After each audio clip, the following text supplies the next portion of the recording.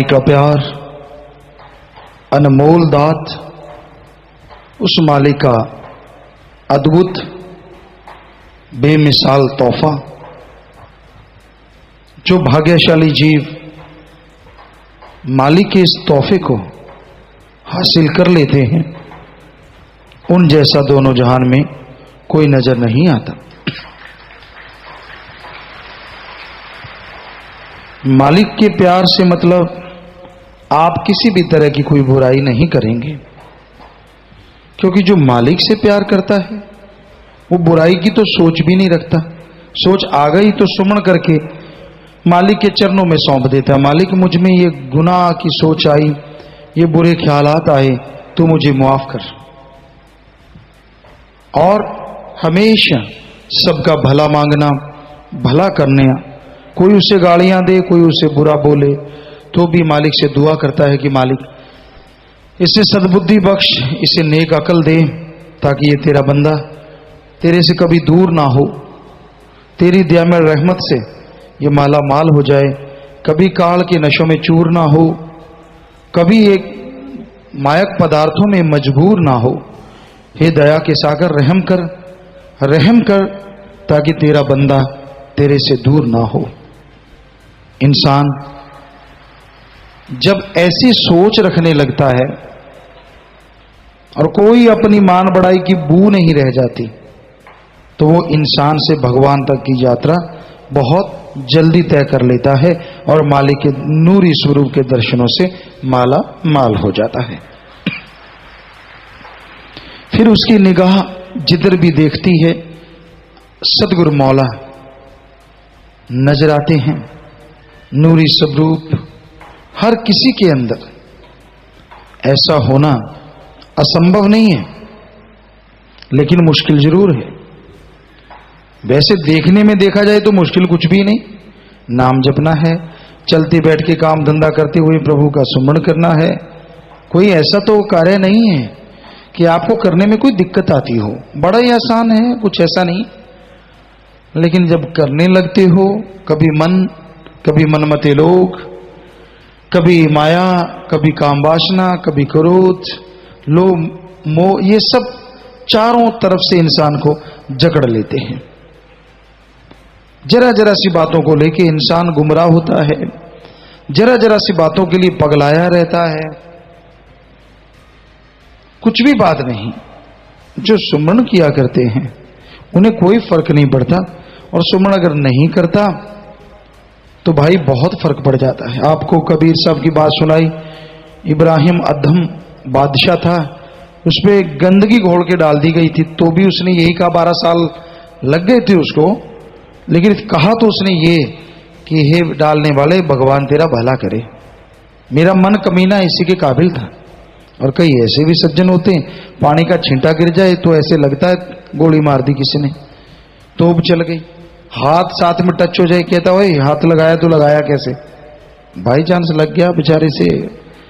या इकट्ठे साथ संगत में हमने देखा है, बैठे हैं, जरा सा कोई टच हो जाए, क्यों सिमरण की बाडी मैली हो जाती है क्या?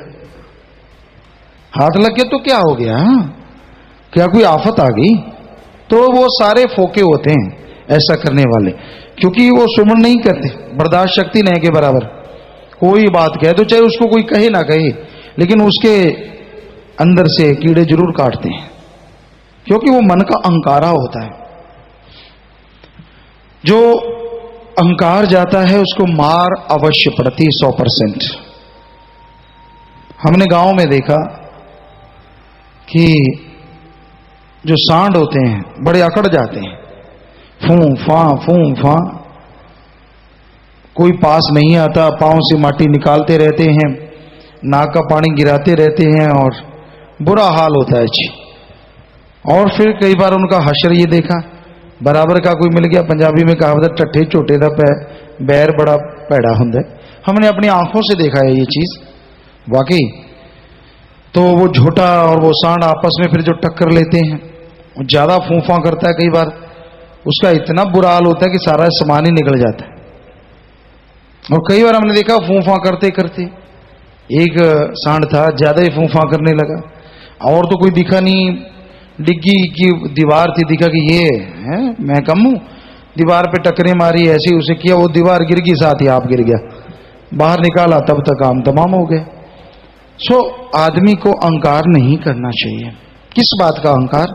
अपनी बुराई का, अपने मन का, अपनी खूबसूरती का, या किस बात का? क्यों तिल मिलाते हो? कोई किसी का गुलाम नहीं है इस संसार में। ये बकवास है कि फलाने फलां को गुलाम बना रखा, फलाने, सवाल पैदा नहीं होता। हर इंसान अपनी मर्जी का मालिक है। अपने माँ बाप, बहन भाई, सबसे इंसान मिलते रहते हैं। तो संत तो सवाल ही पैदा नहीं होता किसी को मजबूर करें। उनका तो मकसद ये होता है कि आदमी दलदल ना गिरे, बुराई के में ना फंसे, क्योंकि दलदल और बुराई जो होती है वो इंसान को निगल जाती है। फिर भी कई लोग चाहते कि नहीं, मेरा तो ये मर्जी, तो मर्जी आपकी, निभाओ फिर मर्जी, कौन रोकता है भाई? कांटेदार झाड़ी में फंसना, फंसो, दलदल में जाना, जाओ।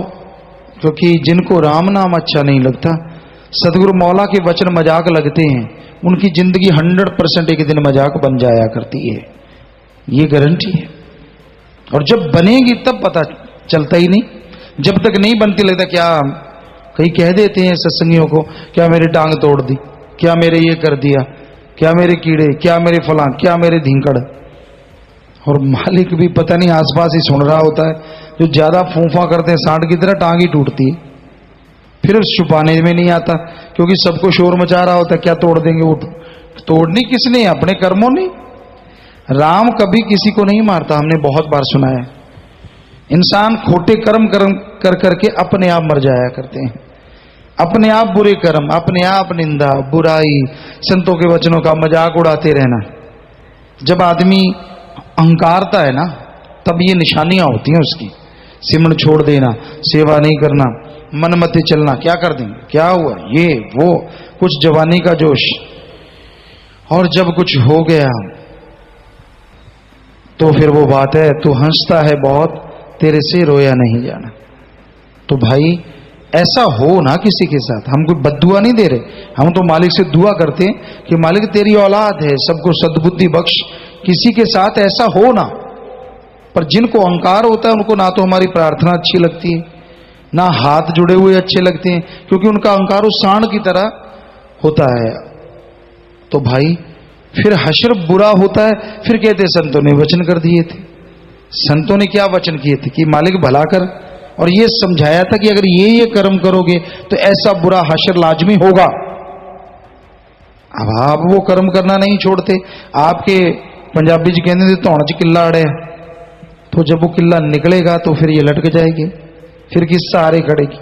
सो अहंकार ना करो, किसी को बुरा ना कहो, किसी की भी निंदा ना करो कभी भी। संत पीर फकीर की करते हो उनको कोई फर्क नहीं पड़ता, लेकिन यहाँ कितने लोग आते हैं बाद में, पिताजी माफ कर दो, गुरुजी हमने ऐसा बोला वैसा बोला। क्योंकि आप इंसान, एक औरत होती है, उसका पति मालिक होता है या बाप उसका मालिक होता है, दो ही मालिक होते हैं मेनली, जो कहा जाता है अपने समाज में। तो उसका अगर पूरा मान होता है कि मेरा बाप ये कर देगा, अगर ऐसा मेरा बाप वो कर देगा, तो संत पीर फकीरों का भी कोई बाप अल्लाह वाहिगुरु राम होता है। संतों को कोई फर्क नहीं पड़ता, उनके वचनों की मजाक उड़ाओ, जो जी चाहे करो, लेकिन उस बाप को शायद अच्छा नहीं लगता, फिर वो जो हश्र करता है वही आपको सुना रहे हैं। हम तो हमेशा दुआ करते हैं कि मालिक कभी ऐसा किसी का ना कर, सबका भला करना। पर जब आदमी अहंकार में अपनी बेड़ी में बट्टे डालता ही चला जाता है, डालता ही चला जाता है, मानता ही नहीं, कहीं रुकता ही नहीं, कोई ज्ञान असर नहीं करता, कोई समझाना असर नहीं करता, अहंकार खुद ही आग में जलता रहता है, मैं ये, मैं वो, मैं फलां। तो फिर अहंकार को मार लाजमी पड़ती है, 100% पड़ती है। हमारा डर दिखाने का मतलब नहीं है, हम ये बताते हैं ऐसे कर्म करोगे तो ऐसा फल भोगना पड़ेगा। तो सुमन कर लो, मालिक से दुआ कर लो, ताकि आप इन कर्मों से दो चार ना होना पड़े, फल आपको ना भोगना पड़े, और मालिक की खुशियों के हकदार बन जाओ। सो ना अपने माँ बाप की किसी की भी निंदा ना करो, सबका भला करो, सबका भला मांगो, मालिक आपका भला जरूर करेंगे।